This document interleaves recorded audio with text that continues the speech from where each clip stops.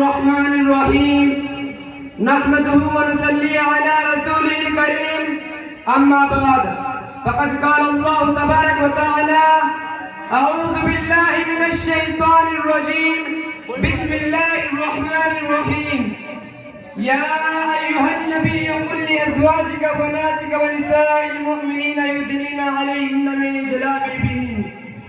محترم سامعین، اسلام نے عورتوں پر حجاب کو لازم اور ضروری قرار دیا ہے. خدا تعالیٰ نے ارشاد فرمایا وَلْيَضْرِبْنَ بِخُمُرِهِنَّ کہ عورتیں دوپٹہ اپنے سینے پر رکھ دیا کرے. اور میں نے خطبے میں جو آیت کریمہ تلاوت کی ہے اس کا سادہ سا مفہوم یہی ہے کہ نبی صلی اللہ علیہ وسلم اپنی بیوی بیٹی اور مسلم عورتوں کو پردے کا حکم دیجئے. مگر افسوس آج کی خواتین مردوں کے شانہ بشانہ کاندھے سے کاندھا ملا کر سیر و تفریح کرتی اور برسر بازار چلتی ہے. ان کی دیوانگی اور پاگل پن کی حد یہ ہے کہ خواتین کپڑے پہن کر بھی ننگی دکھائی دیتی ہے اور زیب و زینت کو ظاہر کر کے نوجوانوں کے دلوں کو پارا پارا کرتی ہے. ایسا لباس استعمال کرتی ہے جس سے ان کا جسم جسا نظر آتا ہے. نوجوانوں کی نگاہ میں نمائشگاہ بنی رہتی ہے. آج کی خواتین ان انگریزوں کی تہذیب و تمدن کو اپنانے لگی، غیروں کا طریقہ اختیار کرنے لگی. یہود و نصارہ ہندو سکھ عیسائی کے لباس دیکھ کر، فلم اور ٹی وی میں رقاصوں کو دیکھ کر اپنے والدین اور ذمہ داروں سے مطالبہ کرتی ہے مجھے فلاں خاتون کھلاڑی کا لباس چاہیے، فلاں اداکار خاتون چاہیے. اس سے متولیان حضرات موٹر سائیکل اور ماروتی پر بیٹھا کر من پسند لباس دلواتے ہیں. ان اباحیت خواتین کا لباس استعمال کرواتے ہیں. شریعت پر نظر نہیں رکھتے. شریعت کا جنازہ نکل جائے مجھے کوئی پرواہ نہیں. بیوی اور بچے کی بات پسند، اللہ تعالیٰ کا کلام پسند نہیں.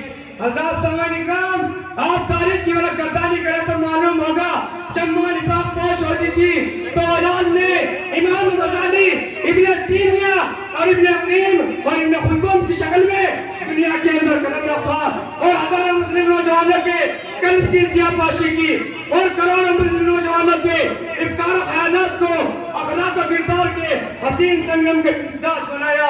جب ماں دوپٹے سے زیبتن ہوتی تھی تو بہت سے زینت بغدادی اور نظام الدین اور جیسے فنائی نابور پیدا ہوئے. جب ماں کا دل اسلامی پردہ کی اہمیت سے شبدار تھا تو اولاد مجددہ فسانی کی شکل میں جھڑپ لے کر نوجوانوں کو توحید اور عدالت کا ڈنکا بجانے اور لا الہ الا اللہ کی صدا سے فضائی آسمانی پر کفر کیف کرنے والی پیدا ہوئی.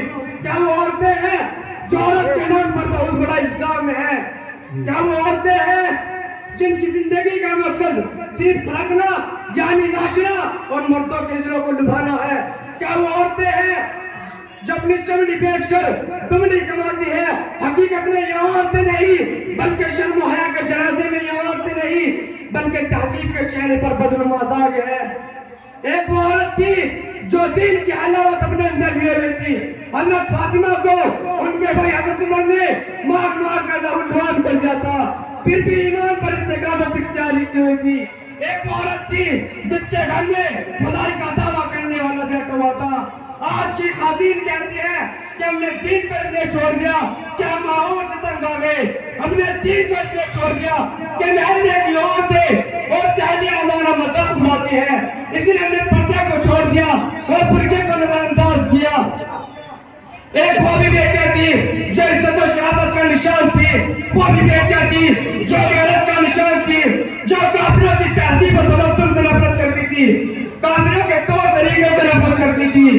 آج کی خواتین غیروں کے طور طریقے کو اپنانے میں اہم رول ادا کرتی ہے، غیروں کے لباس کو ایڈورٹائز کرنے میں سبقت کرتی ہے. آج کی خواتین ایسائی کلچر اور تہذیب پر مٹنے کے لیے تیار ہیں.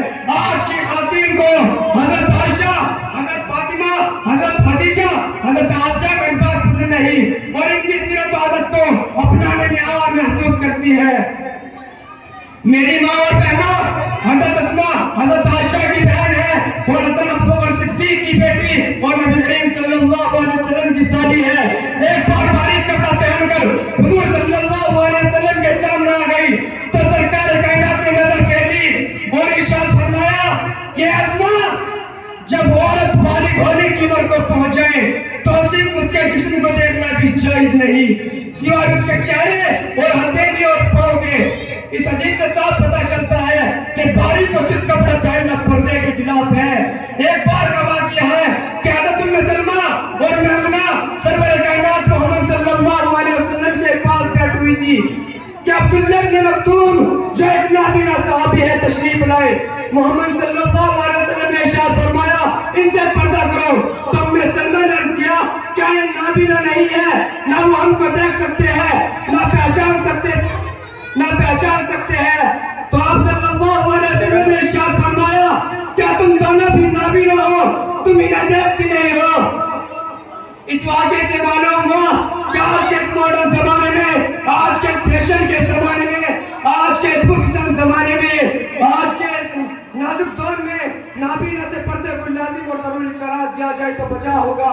آج جتنی برائی عام ہو چکی ہے وہ صرف اور صرف بے پردگی، ٹی وی اور موبائل کے ذریعے ان حالات غیر شرعی سے برائیوں کو عروج ملا اور برائی عام ہوئی۔